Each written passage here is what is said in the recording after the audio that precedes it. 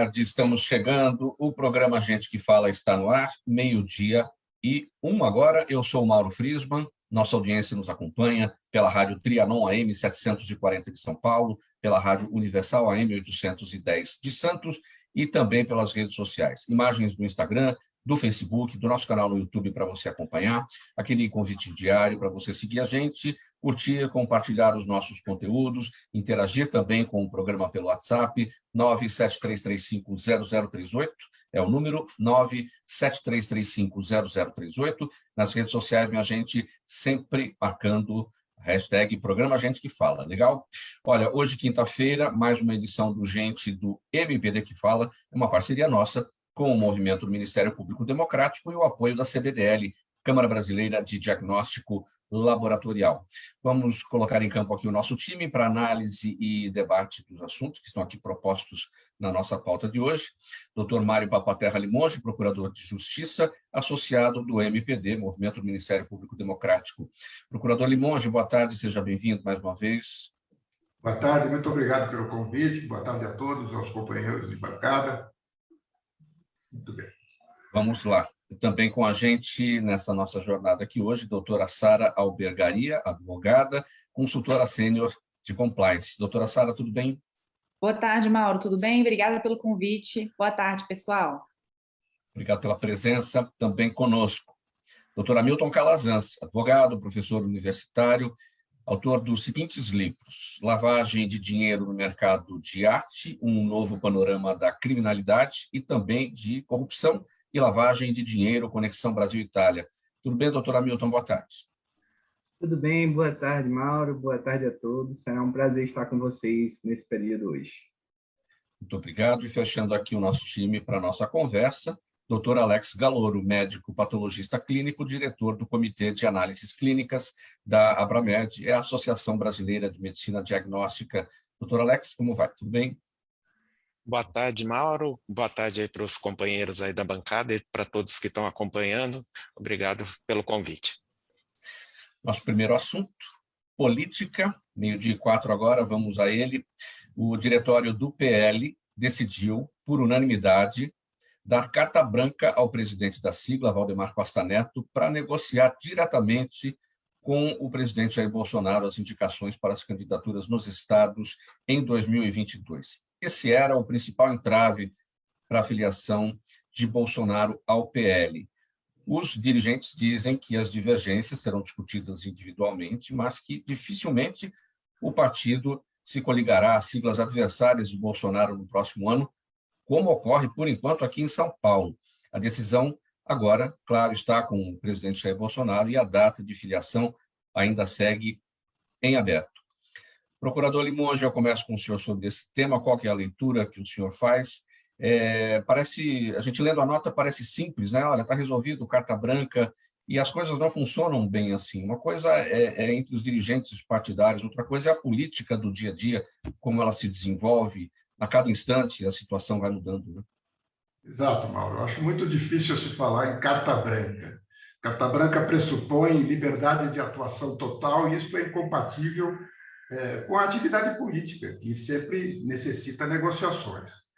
O presidente Bolsonaro ele tem uma enorme dificuldade de fazer o jogo político. Ele, na eleição passada, houve adesão a ele. Ele não negociou com nenhum partido. Os partidos foram aderindo a ele. Sucede que hoje ele é uma pessoa conhecida, é o presidente da República, ele tem que negociar com os partidos. E na própria base bolsonarista, a coligação com o PL cheirou mal, por conta da notória ligação do PL com o chamado Centrão e também por conta dos antecedentes criminais. Eu não estou fazendo aqui nenhuma acusação, mas são antecedentes criminais reais do presidente do PL, que sofreu condenação. Por tudo isso, eu acho a possibilidade de uma carta branca otorgada tanto a um quanto a outro muito difícil. Eu ouso dizer que a negociação será dificílima e não creio que esse casamento saia sem fissuras. E é um dos poucos caminhos que o presidente Bolsonaro tem. Ele precisa se filiar para poder concorrer. A legislação brasileira não permite uma disputa, para participar de uma disputa sem partido, né, então, ele tem poucas oportunidades, poucas possibilidades. Ou é o PL, ou, se não der certo, o PP, o Progressistas, né?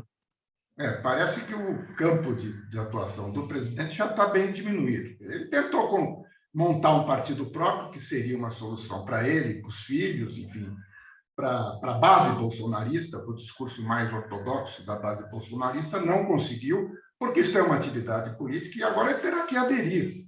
E, repito, ele terá dificuldades, porque a eleição de hoje, a eleição do ano que vem, não se assemelha em nada à eleição de 4 anos atrás, em que ele não teve problema de horário eleitoral, não foi atacado por ninguém. Hoje ele é o presidente da República e, portanto, digamos, a bola da vez de todos os ataques. Ele vai precisar de horário na televisão, que ele não precisou, ele vai precisar de coligações, que ele não precisou, e vai precisar de palanques em todos os estados. E eu não vejo, no quadro atual, possibilidade disso ocorrer sem prejuízos para o seu discurso mais tradicional, segundo o qual ele é um outsider da política. Considerando toda essa dificuldade, como é que isso impacta para os estados, para a definição, hoje, nesse momento, né, para a definição de candidaturas? Vai atrasando as coisas, né? Porque a filiação do presidente Bolsonaro ao PL sequer tem data marcada. Pois é, ele está perdendo algum tempo em relação ao seu candidato mais bem colocado, que é o ex-presidente Lula, que tem um partido para chamar de seu. Sim. Doutora Sara, sua visão, sua leitura sobre esse nosso tema? Eu acredito que realmente essa filiação com um presidente de um partido que já tenha sido condenado criminalmente pega realmente muito mal para o presidente Bolsonaro numa futura candidatura. E, obviamente, nós temos uma limitação no cenário político brasileiro, porque nós temos diversos políticos que já sofreram condenações por práticas ilícitas, principalmente relacionadas à corrupção, que vem sido combatida de uma forma veemente nos últimos anos. Porém, nós vimos aí um retrocesso ao longo desse ano de 2021, que a gente viu o desmantelamento da Operação Lava Jato, por exemplo, mas eu acredito que ainda uma sede da população brasileira por combater a corrupção, e quando vier à tona a ligação do presidente Bolsonaro enquanto candidato com um partido cujo presidente tenha esse antecedente, isso vai realmente repercutir de forma muito negativa na candidatura do presidente Bolsonaro. Doutora Milton Calazans, sua leitura também sobre o nosso tema? Bem, Mauro, seguindo um pouco da linha da doutora Sara também, né, eu entendo que o discurso anticorrupção acaba ficando muito fragilizado e foi uma base importantíssima da candidatura do presidente atual nas últimas eleições. Então, ao se associar a alguém que tem um histórico de corrupção como o presidente do PL, ele dá um recado claro de que, olha, eu não vou usar no ano que vem, eu não vou ter autoridade para usar no ano que vem o discurso anticorrupção, já que os maiores retrocessos que nós vimos nos últimos anos foram justamente no período a partir de 2019, principalmente, quando a gente tem as alterações de COAF, a falta de ânimo do próprio governo em atuar a favor de aprovações de PECs, como a aprovação da prisão após condenação em segunda instância, do foro privilegiado também. Então, tudo isso acaba impactando no ano que vem. O presidente vai ter que ter uma nova alternativa em termos de conteúdo eleitoreiro, né, para chamar votos, para chamar a atenção, se distanciando cada vez mais do combate à corrupção. O presidente Bolsonaro teria dificuldade de explicar ao longo da campanha, caso se filie ao PL, esse discurso que ele teve na campanha anterior, anticorrupção, e o fato de se filiar a um partido cujo dirigente responde na Lava Jato? Eu entendo que sim, exatamente. Ele vai ter muita dificuldade de explicar, inclusive com os recentes casos também, né, investigados na CPI da Covid. Então, tudo isso vai acabar pesando no ano que vem, e a alternativa que tem é ele continuar naquele discurso considerado, de certa forma, mais conservador, e é um direito dele também, e dos eleitores entrarem nessa ideia do discurso conservador em si, mas em outras áreas, como principalmente o combate à corrupção, que foi a grande base, foi sobre o qual ele se elegeu, inclusive pegando um pouco a onda da Operação Lava Jato também, chamando para si, eu acredito que ele não vai poder mais se utilizar desse discurso como base. Doutora Sara, isso é tudo que a oposição quer, né? Que seja possível trabalhar este ponto, justamente o presidente chegou ao governo com um discurso anticorrupção e, filiado ao PL, estaria ligado a um dirigente que responde na Lava Jato. A sua avaliação sobre esse aspecto? Exatamente. Eu acredito que o ponto forte, que ajudou na eleição do presidente Bolsonaro há quase 4 anos atrás foi justamente o discurso anticorrupção, o apoio do ex-juiz Sérgio Moro, enquanto ministro da Justiça, que agora ele também não conta, né? Então, eu acredito que esse discurso ele realmente vai enfraquecer a possibilidade da reeleição do presidente e também vai fortalecer os argumentos da oposição contra o presidente. Também sobre esse tema, sobre essa leitura, procurador Limonge? O que eu tenho impressão, e concordando com o que disseram os professores, Hamilton e Sara, o que eu tenho impressão é que o tema corrupção não será um tema muito debatido na eleição do ano que vem, porque todos evitarão este tema. O único candidato, o potencial candidato que terá este tema como único mote é o ex-ministro Sérgio Moro. Os demais vão usar o discurso que parece que está acordado entre todos, que o judiciário criminalizou a política, que a política é indispensável, etc. E a questão será mesmo a economia, os costumes, enfim. Acho que o tema corrupção, e falo isso com muita dor, mas acho que o tema corrupção será um tema que as pessoas até procurarão evitar, os candidatos procurarão evitar. Lamentável isso.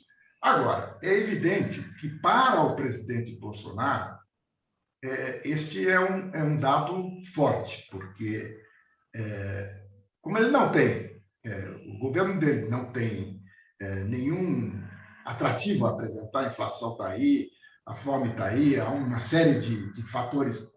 O combate à corrupção seria para ele uma tábua de salvação, e ele não poderá utilizar. Acho que ele será o maior prejudicado pelo fato deste tema ser afastado do debate. É apenas uma hipótese que eu digo, mas eu acho hoje que dificilmente esse tema terá a importância que teve há 4 anos atrás.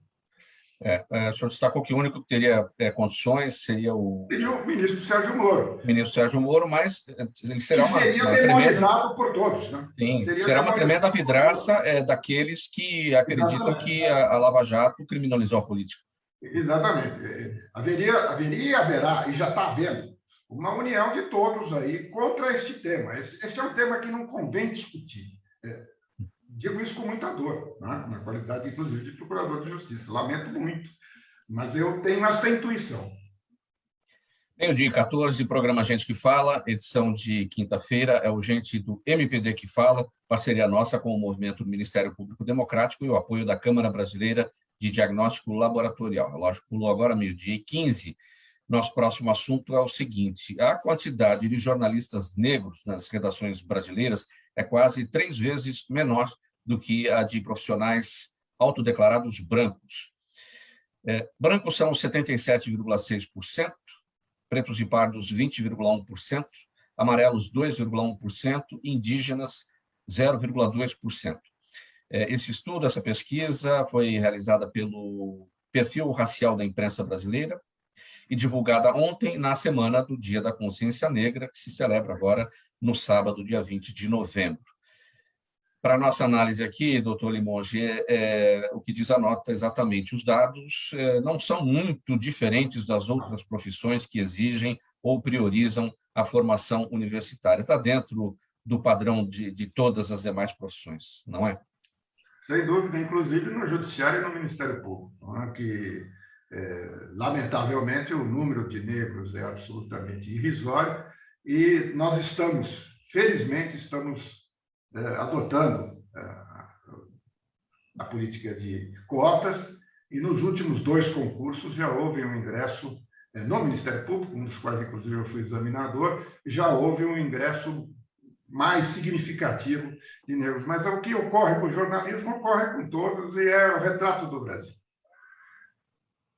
É um microcosmo, não é, doutora Sara? É o retrato do Brasil, é o que acontece aí no dia a dia em todos os lugares, não? Sim, esse dado me lembrou uma fala da professora Rogéria Giremek, que ela sugere com relação a essa questão da diversidade, não só racial, mas também de gênero, para a gente fazer o teste do pescoço, que ela denomina, que é olhar para os lados e procurar pessoas negras que estejam trabalhando ao seu lado, que não sejam em funções básicas como limpeza, serviço, garçons. E fazer o teste do pescoço olhando para cima, procurando mulheres que estejam ocupando posições hierarquicamente superiores, o que também é raro. E aí a tristeza e a dor que a gente pode ter com tudo isso, com essa falta de diversidade, é que quem perde é a sociedade, quem perde são as empresas, porque a diversidade, tem uma frase que eu gosto muito que diz, quanto mais diversidade, mais longevidade. Então a questão da diversidade não é só inclusão, não é só porque é bonito incluir, mas é lucrativo, porque quando você tem pessoas com backgrounds diferentes, com histórias diferentes e gêneros diferentes, raças diferentes, isso tudo agrega em ideias, agrega em valor para a organização, para a empresa, para a sociedade como um todo. E quais os caminhos que temos, doutora Sara, para a modificação desse cenário, para trazer a pluralidade, a diversidade? Eu acredito que, em primeiro lugar, popularizar esse discurso da diversidade e da inclusão que já tem sido feito, né? O departamento de compliance nas empresas tem fortalecido muito esse discurso, mas um dos aspectos que o procurador acabou de mencionar, a questão das cotas, né? Que já gerou muita polêmica, mas eu acredito que hoje já seja unânime o quanto isso é benéfico, porque como Aristóteles fala, né? A igualdade é você tratar desigualmente aos desiguais na medida que eles se desigualam. Então, havendo essa desigualdade de oportunidades, né, conforme a raça aqui no Brasil, a gente precisa tentar compensar essa desigualdade, tratando, obviamente, de uma forma desigual à medida em que nos desigualamos.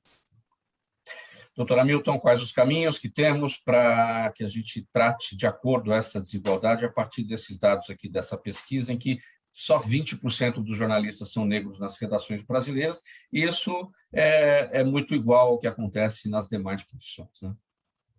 É um dado triste, né, que reflete a nossa triste realidade de um racismo estrutural, de uma ideia de desigualar, sem levar em consideração questões como os próprios méritos, né, mas uma questão interessante ser levantada, como você bem disse, que isso se reflete nas mais diversas áreas, nas mais diversas profissões.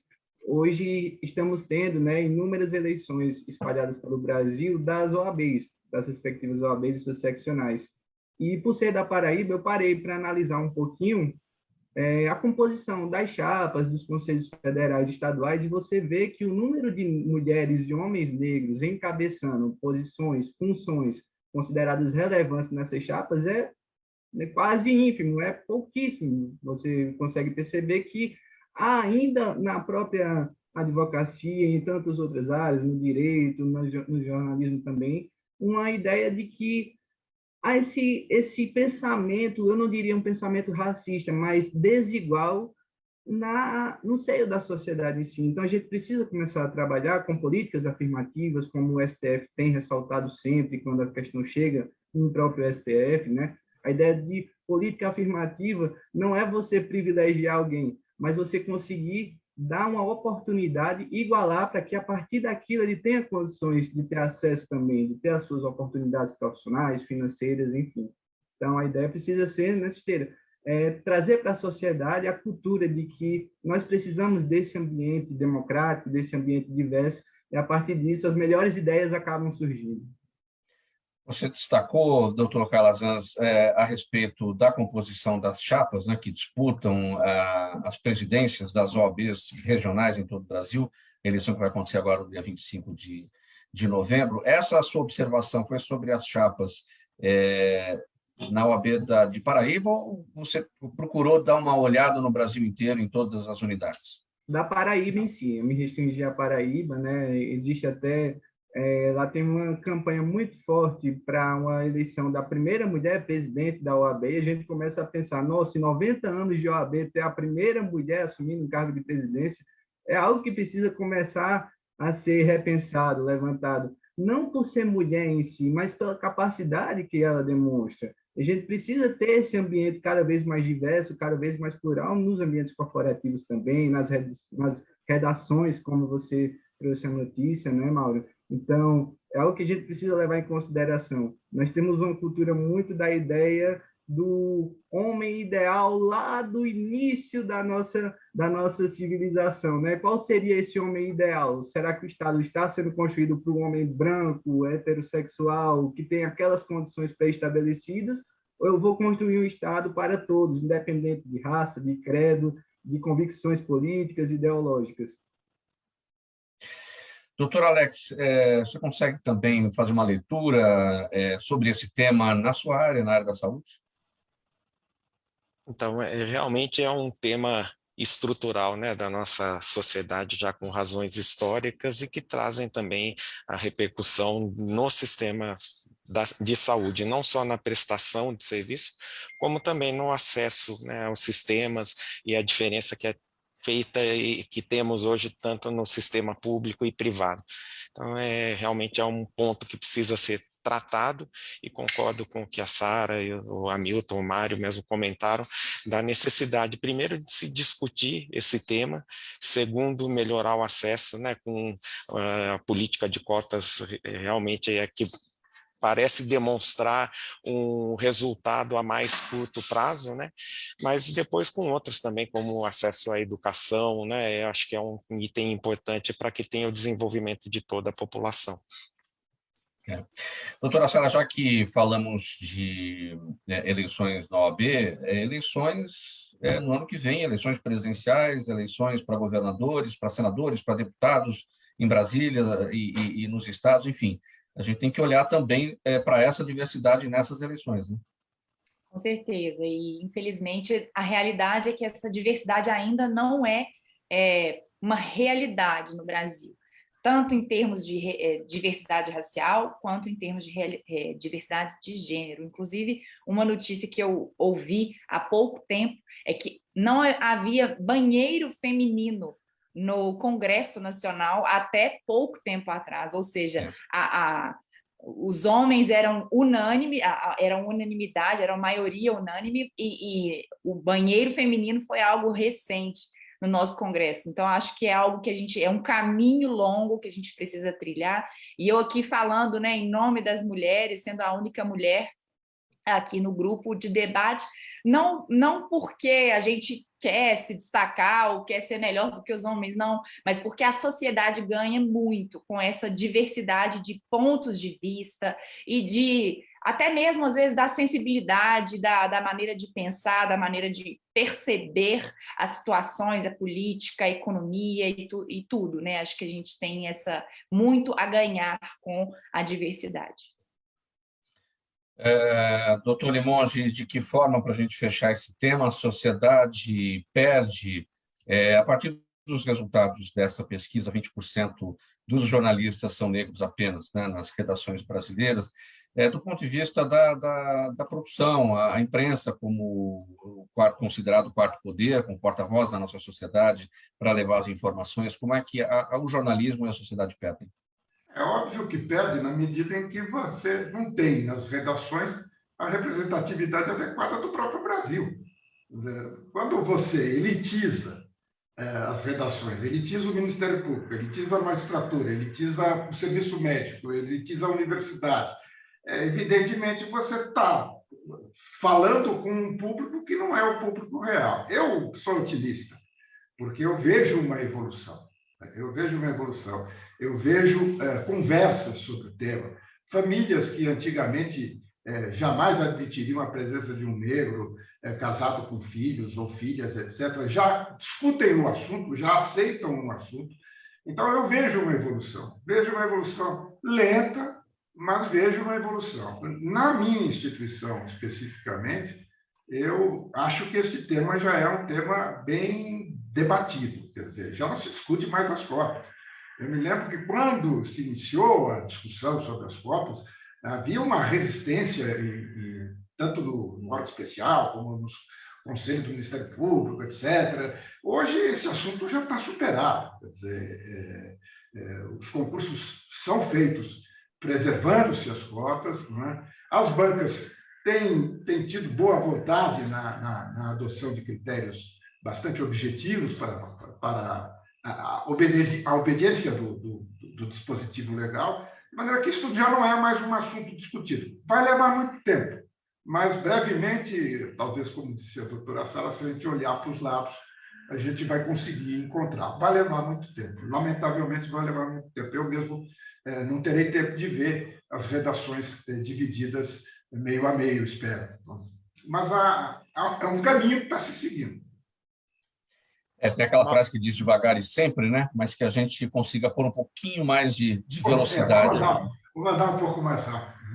Mauro, se me permite só compartilhar uma experiência que eu atuo na Abramed, mas trabalho no grupo Sabin de laboratório, né, medicina diagnóstica, que é uma empresa reconhecida aí pela política mesmo, né, de inclusão, de diversidade.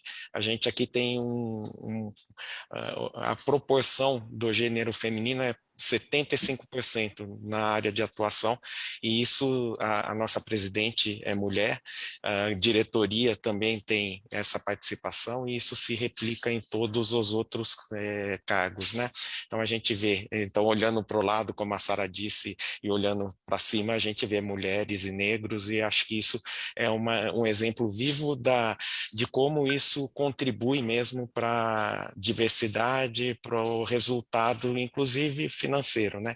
Então, acho que aqui a gente não tem uma política de cotas, como o Magazine Luiza, por exemplo, tem processos seletivos exclusivos, mas vai muito pela meritocracia, né? Sem ter essa restrição e esse preconceito nos processos seletivos e de promoções, né? Então, é uma tendência que eu acho que é bem correta e que agrega bastante valor.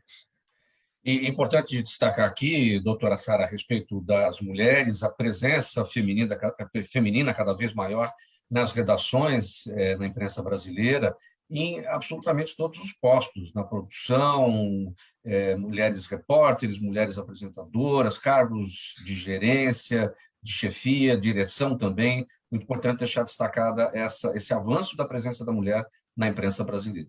Quer comentar? Com certeza. E eu acredito que a sociedade só tem a ganhar com isso. Eu ontem assisti o jogo do meu time Santos com a narração de uma locutora. Sim. E ela deu sorte, o Santos ganhou, então foi ótimo. Tudo bem, 12h29, programa Gente que Fala, edição de quinta-feira, é o Gente do MPD que Fala, parceria nossa com o Movimento do Ministério Público Democrático e o apoio da Câmara Brasileira de Diagnóstico Laboratorial. Uma pausinha breve aqui para o intervalo, a gente volta já. Os melhores trabalhos de comunicação nunca abrem mão de um excelente instituto de pesquisas. A Orbis é um instituto de pesquisas que une precisão e confiabilidade estatística com a mais alta tecnologia em pesquisas do mercado. Na sua próxima pesquisa, se eu fosse você, chamava Orbis.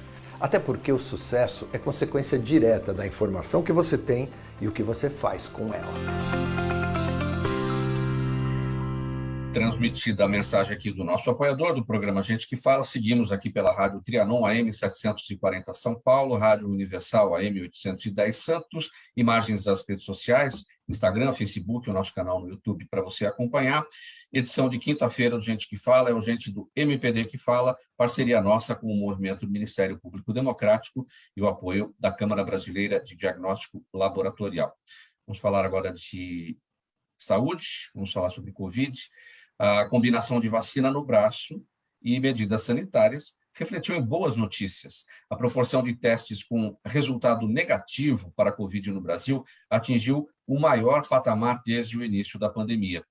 Na pior semana do ano, foi de 5 a 12 de março, eles representavam 64% do total. E agora, nos últimos 7 dias, já chegaram a quase 90%. E o motivo para se fazer o exame também mudou. No período mais intenso da pandemia, os testes iam principalmente para pacientes hospitalizados ou com a suspeita da Covid. Hoje, a maioria é de pessoas que precisam fazer esses testes para participar de eventos e também para viajar. Doutor Alex Galor, uma excelente notícia, como eu destaquei aqui, e mais, a estrada segue, a gente tem que prestar atenção nisso, a pandemia está aí, sempre reforçando.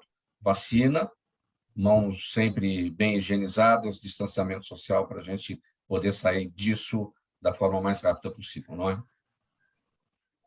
Sim, Mauro, a gente está chegando a quase 2 anos já de pandemia e conseguimos já acompanhar diferentes etapas e diferentes fases.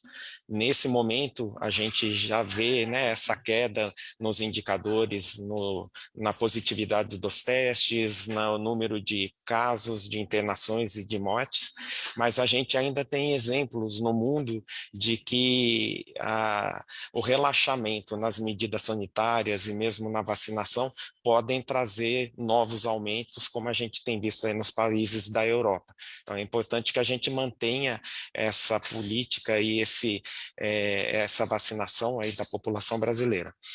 Em relação aos testes, a gente viu desde a primeira etapa que a gente tinha uma dificuldade de acesso aos testes, e isso repercutia também em quem era testado. Então, a gente tem as diferentes proporções aí de positividade, que também refletem, além da atividade da doença, também o acesso aos testes. Então, no primeiro momento, os testes eram muito restritos e eram direcionados para as pessoas que estavam com sintoma, inclusive com aquela recomendação de esperar alguns dias de sintomas para ver se não passava sozinho e que você não precisasse testar. Isso refletia numa positividade bastante alta. Aqui no laboratório, os nossos números em relação à positividade eram menores do que está sendo destacado aí. A gente chegou no máximo a 20%, 25%, e agora a gente já tem valores bem baixos mesmo de positividade, abaixo de 5%.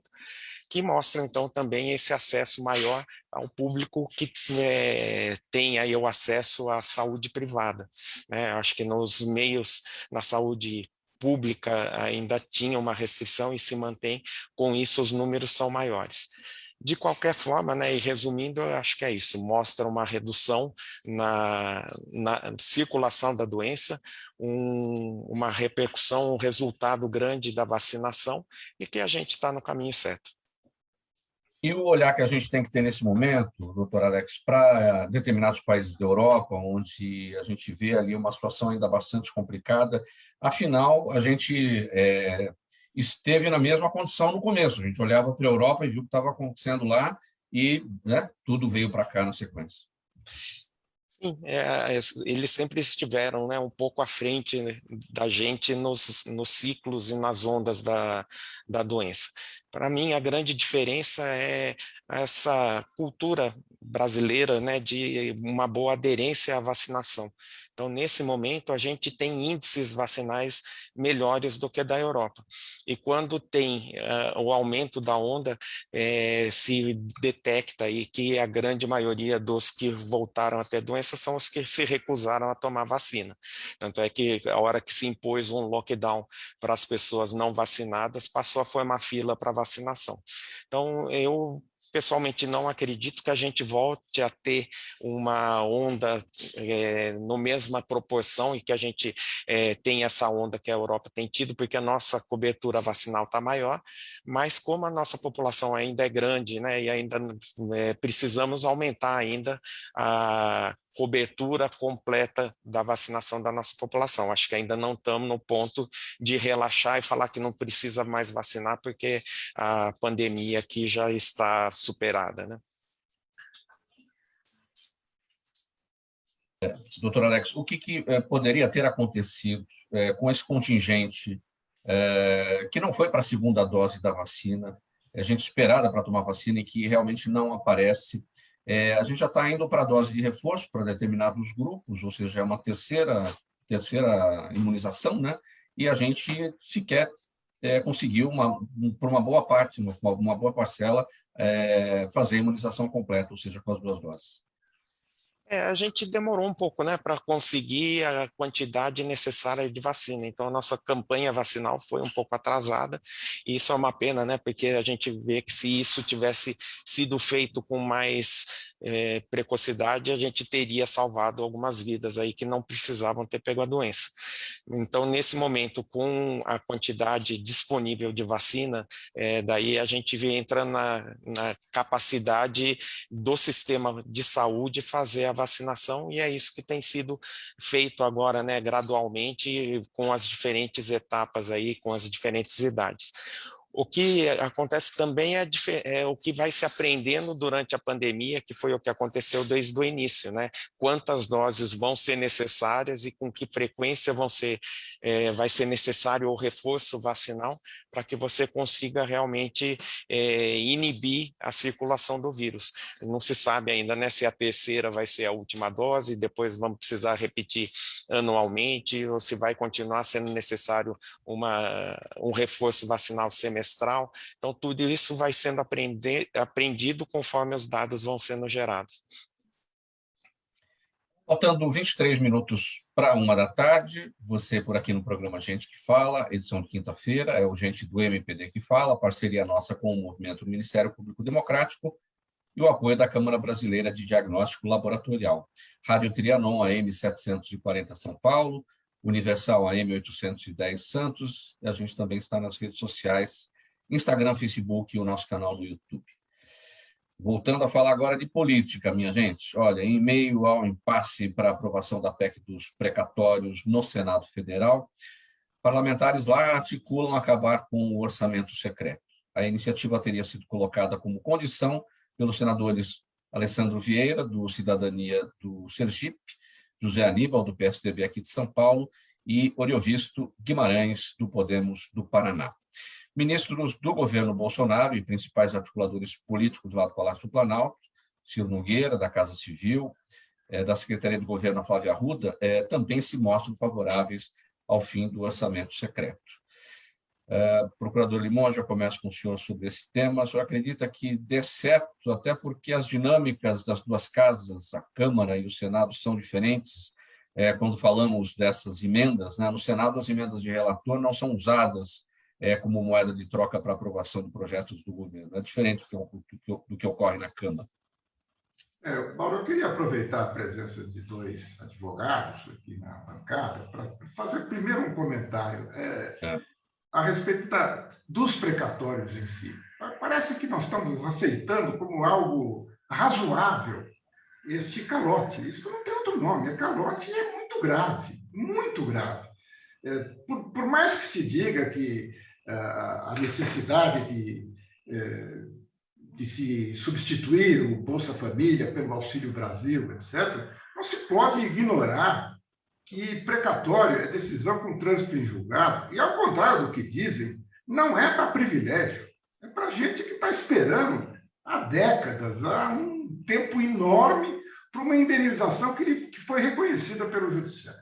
Bom, feito esse comentário, é claro que eu vejo o Senado com uma posição mais adequada e com possibilidade realmente de acabar com o orçamento secreto, até porque a liminar da ministra foi mantida pelo Pleno do Supremo e essa negociação agora deixa de ser uma negociação e passa a ser um cumprimento de uma decisão judicial. O Senado tem tido posições bem mais razoáveis do que a Câmara no que tange ao uso do dinheiro público, digamos assim. Dá para se imaginar que vai se costurar um acordo. Mas eu repito o meu absoluto espanto como a questão dos precatórios vem sendo tratado como algo assim, tá bom, vamos, adia quem sabe daqui 3 anos eles recebem, assim, como se ali não existisse gente pobre, gente que está precisando dessa indenização, gente que lutou por essa indenização. Isso passa ao largo do debate. Eu estranho muito. Sobre esse ponto da PEC dos precatórios, a gente abordou o seguinte aqui na semana passada, e o senhor tocou nesse aspecto. O precatório é uma decisão, aquilo é transitado em julgado, ponto final, a decisão da Justiça. O que não se ouve falar, o que não está no debate, o que não está na discussão, decisão judicial não se cumpre, se respeita. Então, vamos desrespeitar e não vamos pagar o precatório? Não é uma questão de ser contra o auxílio emergencial, o Auxílio Brasil, o que quer que seja. As pessoas estão precisando, mas o governo precisa encontrar as fontes de recursos para isso, em vez de dar o calote no precatório. A nítida impressão que o precatório seja ligado a um poder econômico muito grande. Eu não consigo conceber esse tipo de raciocínio. Me parece que há um equívoco nesse raciocínio. As pessoas estão aceitando com muita facilidade o que não tem outro nome, é um calote. Sim. Sua leitura, doutora Sara, sobre esse tema. Doutora Sara? Microfone, doutora. Microfone fechado. Pessoal. Sim, vamos lá. Então, é que eu estava dizendo, né, que o plano de extinguir as emendas do relator, que tiveram esse pagamento suspenso por determinação do Supremo, ele faz parte da reformulação da PEC dos precatórios e está sendo negociado com o Senado. Mas, recentemente, fizeram essa reunião e 3 desses senadores eles expressaram o desejo de secar a fonte de financiamento dessas emendas. Então, é classificado como uma barbárie mesmo, essa situação. Doutora Milton? Bem, Mauro, na minha visão, em pleno século XXI, né, a gente está no ano de 2021, discutindo ainda sobre orçamento secreto no setor público, é uma barbaridade. O setor público não combina com orçamento secreto, não combina com nada secreto. Quando a gente vê o histórico do que aconteceu no Brasil nos últimos anos, lá na década de 1990, ainda com o caso anões de orçamento, vê se repetindo, com o passar dos anos, as mesmas bases, o mesmo modo de atuação, o mesmo modus operandi, e depois parte da classe política acusar o Poder Judiciário de estar criminalizando a política, eu acho que a resposta para essa suposta criminalização da política a gente encontra justamente em casos como esse, emendas secretas que ninguém sabe como funciona, ninguém sabe como são destinadas, o que foi pedido em troca para essa destinação. Então, é algo que a sociedade também precisa estar atenta, né? Há, inclusive, movimentos, eu posso afirmar com mais propriedade lá da Paraíba, que o próprio Ministério Público, o próprio GAECO da Paraíba tem se posicionado já, pensado em trazer também a sociedade para essa ideia de fiscalização. O que é que está acontecendo na Câmara? O que é que está acontecendo no Senado? Eu preciso cobrar aquele que recebeu o meu voto. A gente está vivendo uma crise de representatividade. Você tem ali parlamentares que foram eleitos, mas que muitos deles não receberam o seu voto em si, né? Pelo sistema que nós temos hoje eleitoral, um parlamentar ele chega lá em decorrência dos votos que outro recebeu. Então, é preciso repensar também esses modelos, né? O interesse da sociedade em atuar nessa fiscalização, doutor Calazans?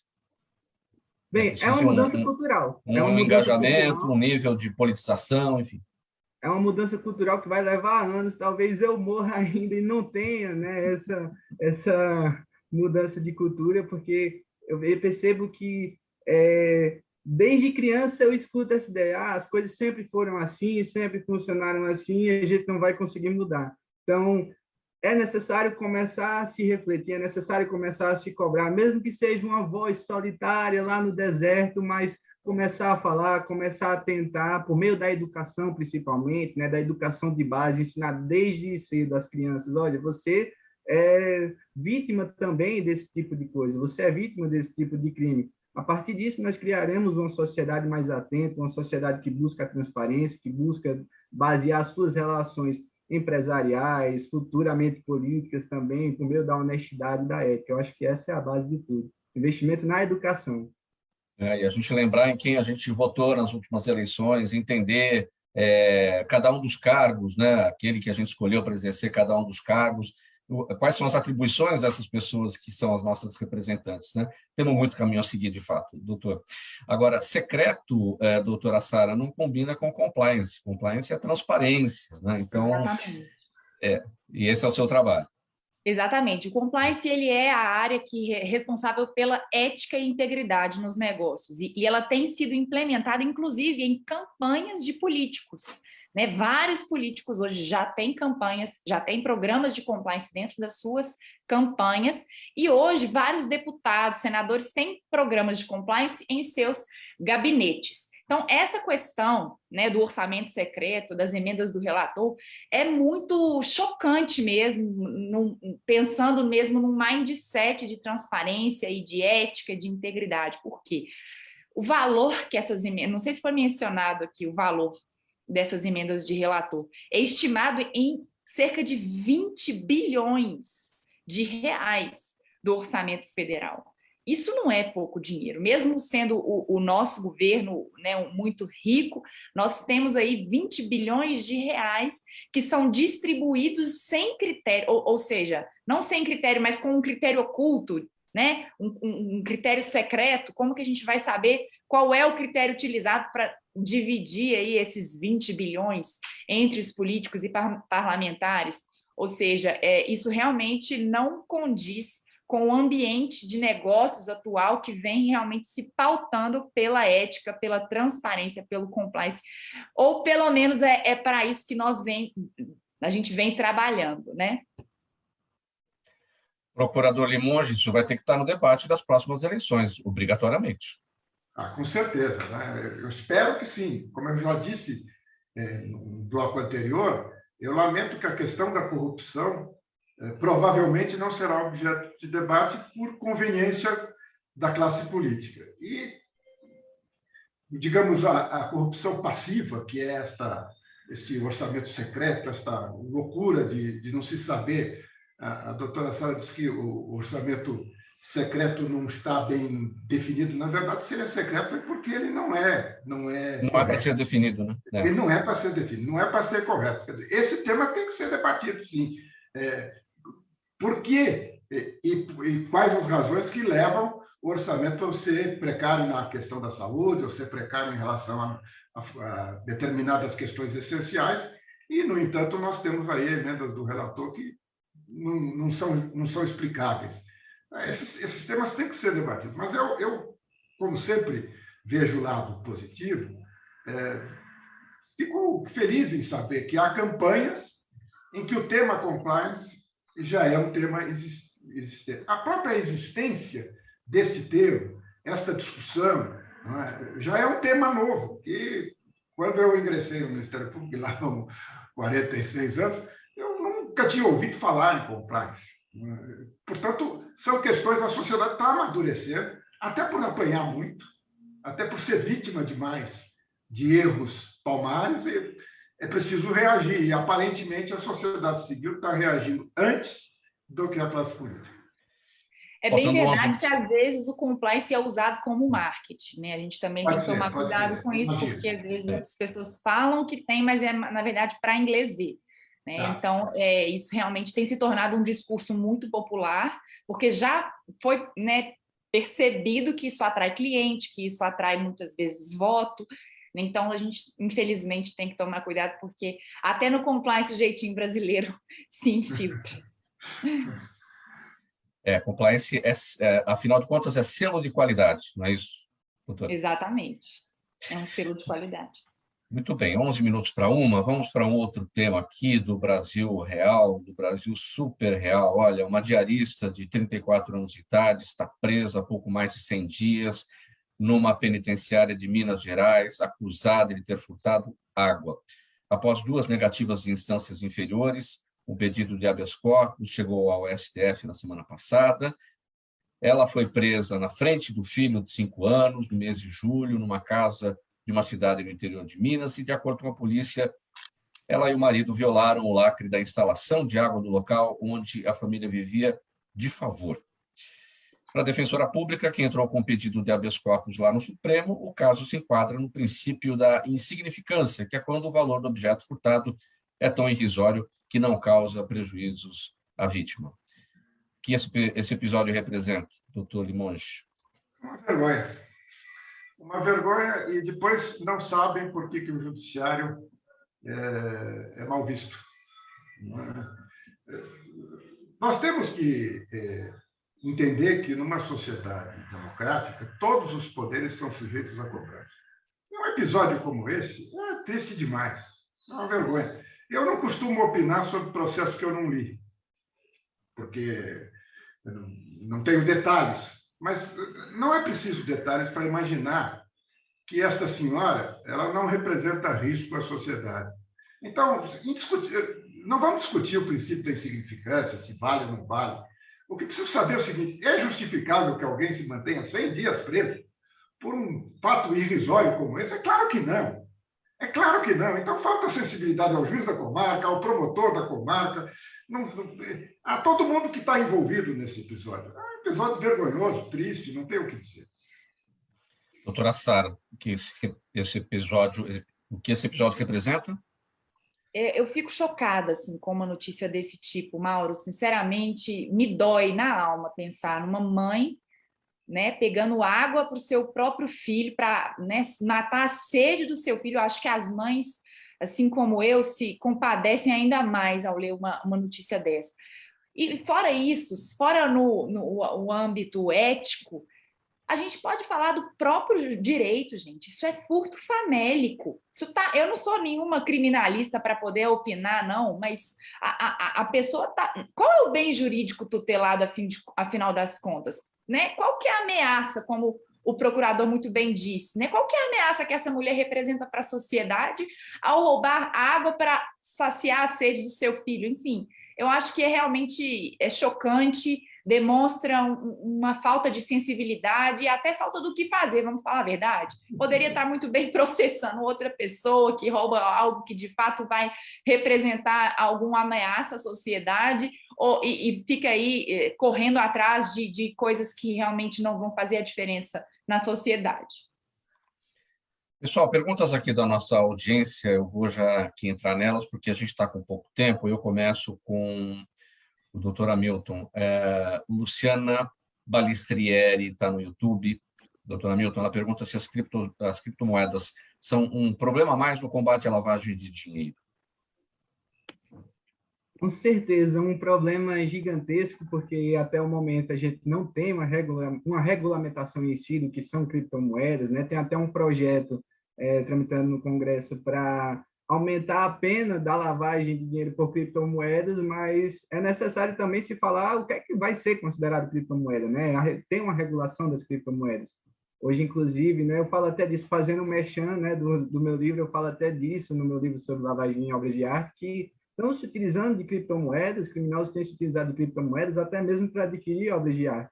Então, você distancia a origem lícita daquele patrimônio e depois, para você conseguir que um ente como o Ministério Público, como a própria Polícia Federal, tenha o acesso àqueles valores que foram lavados utilizando a criptomoeda, é muito difícil em decorrência do sistema, né, de privacidade e tudo que cerca o sistema da criptomoeda em si, de blockchain. Isso seria uma discussão para um outro momento, né, pela complexidade do tema, mas sim, dificulta bastante.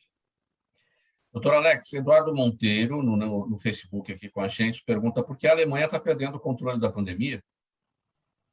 Então, o problema maior é essa cobertura vacinal. Ainda não chegou a um nível de cobertura que seja suficiente para inibir a circulação do vírus, e a grande maioria por pessoas que se recusam a se vacinar, mesmo tendo disponível a vacina, preferem não fazer isso. E isso acaba repercutindo no aumento e nesse descontrole aí da pandemia. Procurador Limonge, o seu Jaime do Jardim Bonfilholi pergunta o seguinte, o seu Jaime está todos os dias aqui com a gente na audiência, participando. Sua posição, procurador, sobre a redução da idade compulsória no judiciário de 75 para 70 anos, proposta por uma deputada. Eu sou beneficiário da emenda. Eu vou completar 70 anos agora e pretendo continuar, eu sou suspeito. Não, na verdade, a chamada PEC da Bengala, esse nome é maravilhoso, foi uma emenda constitucional para aumentar a faixa da aposentadoria de 70 para 75 anos. Eu acho que ela se atém à realidade brasileira. Realmente, hoje, o idoso tem amplas condições de trabalhar. Há um problema nas duas instituições, no Ministério Público e na magistratura, um problema sério da falta de renovação. Com a possibilidade das cúpulas se estenderem de 70 para 75 anos, as carreiras estão travadas, e isto tem tido consequências. Eu tenho notícia de juízes e promotores mais jovens que estão muito desanimados com a carreira, porque a carreira está travada, e alguns, inclusive, saindo da carreira para tentar advocacia, etc. Mas, de maneira geral, eu acho que uma pessoa de entre 70 e 75 anos tem amplas condições de prestar um bom serviço. Nós não podemos individualizar, né? Esta questão foi colocada durante o impeachment da ex-presidente Dilma, durante a Lava Jato, então as questões ficaram muito personalizadas nos ministros do Supremo. Como decisão institucional, eu acho que as pessoas até 75 anos devem trabalhar até para não aumentar a questão da Previdência. E, doutora Sara, Michele Freitas, no Instagram, pergunta: é ético o ex-juiz Sérgio Moro atuar numa consultoria de compliance para empresas que ele mesmo condenou anteriormente? Bom, ética é um tema polêmico, vamos dizer por quê? Porque ética ela é relativa a um grupo. Então, o que é ético num lugar pode não ser ético no outro. Mas o objetivo do ex-ministro Sérgio Moro, ao atuar em consultorias de compliance para empresas que ele condenou, é justamente ajudá-las a ultrapassar esse período de ilicitudes que elas viveram. Ou seja, a gente não pode simplesmente presumir que ninguém muda e que empresa nenhuma vai mudar. Então, eu acredito que é positivo que ele esteja ali. Óbvio, ele está auferindo, obviamente, vantagens financeiras ou por uma contraprestação pelo serviço que ele está prestando, né? Não é nada ilícito isso, não é nada antiético isso. Mas se a empresa já cumpriu com a condenação que ele mesmo, né, enquanto juiz, ele proferiu, e agora ela está correndo atrás de melhorar os seus processos internos, a sua cultura organizacional em prol de promover o compliance, a transparência e a ética, eu acho que o que ele está fazendo é, na verdade, um grande favor à sociedade. Muito bem, minha gente, faltando 2 minutos para 13h, a gente vai encerrar aqui essa nossa edição do programa Gente que Fala, de quinta-feira, a gente do MPD que Fala, parceria nossa com o Movimento Ministério Público Democrático e o apoio da Câmara Brasileira de Diagnóstico Laboratorial. Com agradecimento, então, em nome da nossa equipe, a todos que participaram, Procurador de Justiça Mário Papaterra Limonge, a advogada doutora Sara Albergaria, o advogado e professor universitário Hamilton Calazans, e o doutor Alex Galouro, médico patologista clínico. Na mesa de som com a gente hoje, o Fabiano Souza, na gerência técnica da Rádio Trianon, o Sérgio Souza, apresentação minha, Mauro Friesman, pauta e redação do Pedro Schiavon, Zenilda Salvato, nossa diretora de produção, o jornalista Fausto Camunha, nosso diretor-geral, você ouvinte, você espectador, sempre a razão da nossa presença aqui todos os dias. Chegando agora o Dermeval Pereira, na programação da Trianon, ele vem com o programa Sociedade em Foco, vai até as 2h. A partir das 2h, o musical Trianon, e às 3h, o programa Duas na Tri, com a apresentação de Malu Motas e Silvia Vinhas. Antes disso, a repórter Débora Mendonça vem com as informações do trânsito ao vivo na capital paulista para tirar você aí dos congestionamentos. Gente, muito obrigado.